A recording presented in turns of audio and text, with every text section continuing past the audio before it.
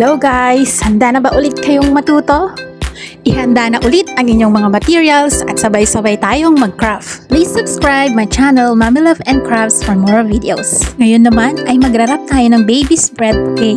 Ang mga materials na ginamit ko ay baby's bread flowers, 4 pieces wrappers, tape, ribbon, and cutter. Ikat natin ang 1 whole sheet wrapper sa 2 piraso.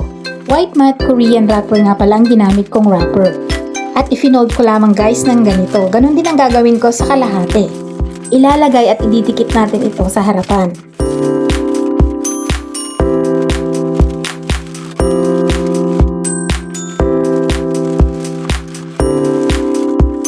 Aayusin ko lamang ito ng mabuti at lalagyan ko na ng tape.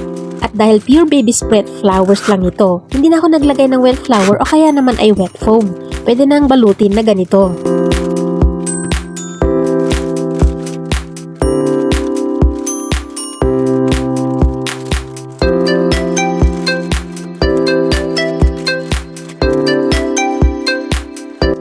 Pagkatapos niyan, magkakat ulit ako ng 1 whole sheet.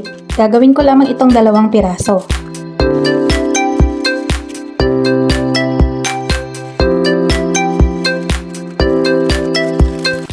Ifo-fold ko lamang siya ng ganito at ididikit natin. Ganun din ang gagawin natin sa kabila.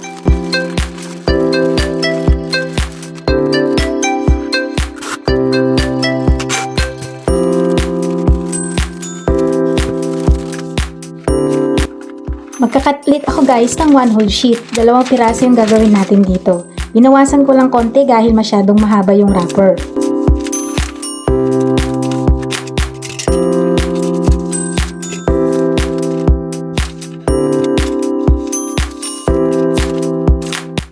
At ipo-fold ko ng ganito at ididikit natin sa second layer. Ganon din ang gagawin natin sa kabila.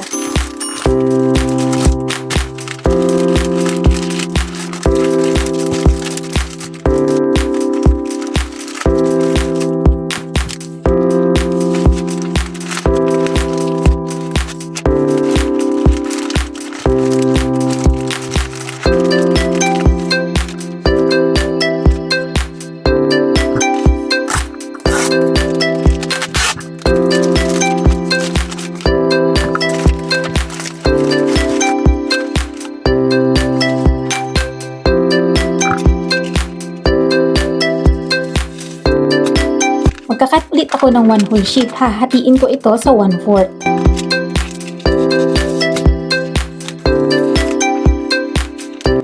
Fold ko lang ng ganito at ididikit natin sa third layer. Ganon din ang gagawin sa kabila. Kailangan balanse.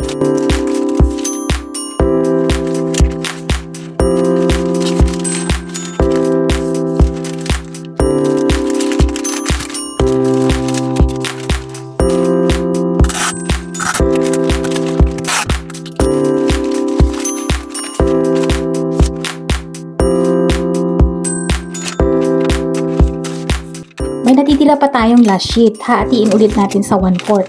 Ito ay didikit naman natin sa harapan.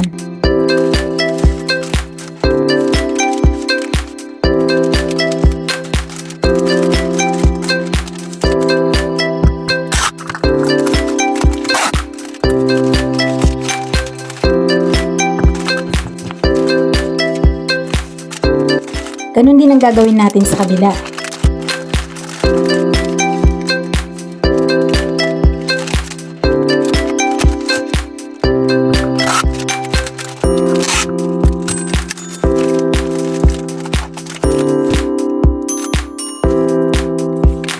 Pagkatapos niyan ay maglalagay na ng ribbon.